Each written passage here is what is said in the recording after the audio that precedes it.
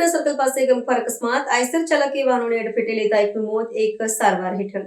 વડોદરા શહેરના airport circle વિસ્તારમાં એક ગંભીર માર્ગ અકસ્માતની ઘટના પ્રકાશમાં આવી છે, જેમાં એક વ્યક્તિનું ઘટના સ્થળે જ કમકમાટીભર્યું મૃત્યુ નીપજ્યું છે. પ્રાપ્ત વિગત અનુસાર પૂરપાટ વેગે આવી રહેલા એક આઈસર ટેમ્પોના ચાલકે કાબુ ગુમાવતા રસ્તા પરથી પસાર થઈ રહેલા બે દ્વિચક્રી વાહનો અને એક ચાર પૈડા વાહનને અડફેટે લીધા હતા. આ શ્રેણીબદ્ધ અકસ્માતને કારણે ભરચક વિસ્તારમાં અફરાતફરીનો માહોલ સર્જાયો હતો અને લોકોના ટોળેટોળા ઉમટી પડ્યા હતા.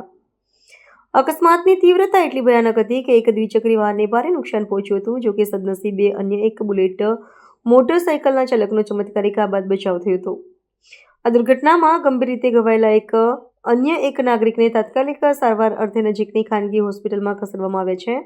મુખ્ય માર્ગ પર સર્જાયેલા અકસ્માતને પગલે વાહન વ્યવહાર ખોરવાઈ ગયો હતો અને લાંબા સમય સુધી ટ્રાફિક જામની સ્થિતિ સર્જાઈ હતી, જેના કારણે વાહન ચાલકોએ હાલાકી ભોગવવી પડી હતી. ઘટનાની જાણ થતાં ઝરણી પોલીસ મથકનો કાફલો તાત્કાલિક સ્થળ પર દોડી આવ્યો હતો અને ભીડને નિયંત્રિત કરી વાહન વ્યવહાર પૂર્વવત કરાવવાની કામગીરી હાથ ધરી હતી. પોલીસે મૃતદેહને પોસ્ટમોર્ટમ માટે મોકલી આપી આગળની કાયદેસરની કાર્યવાહી શરૂ કરી છે. અકસ્માત સર્જીને નાસી છૂટેલા આઈસર ટેમ્પોના ચાલકને ઝડપી પાડવા માટે પોલીસે ચક્રો ગતિમાન કર્યા છે અને આસપાસના સીસીટીવી ફૂટેજ સહિતની તપાસ આરંભી છે. આપણે ઘરેથી મેં ઓફિસ જતો હતો સિટી માટે. સિગ્નલ પર અમે ઊભા હતા, અમિતનગર એરપોર્ટ સર્કલ સિગ્નલ પર ઊભા હતા. એકદમ ફૂલ સ્પીડમાં બધા ડ્રિંક કરેલા હતા ટ્રકમાં ડ્રાઈવરો. બધા એમણે સિગ્નલ તોડીને સીધું બધા એક અંકલને ઠોક્યું, એ ડેથ થઈ ગઈ એમની. એમને એસએસજીમાં લઈ ગયા. એક અંકલને પગમાં વાગ્યું અને મેં બચી ગયો, એકચ્યુઅલી ઉતરી ગયેલો એટલે.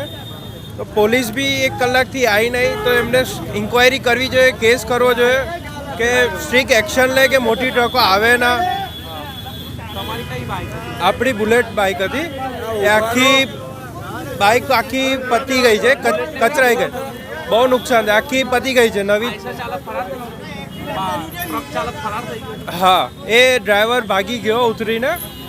અને હવે પોલીસે ફરિયાદ કરવી જોઈએ કે મોટી ટ્રક ના આવે સિટીમાં. આપણું તુષાર શાહ.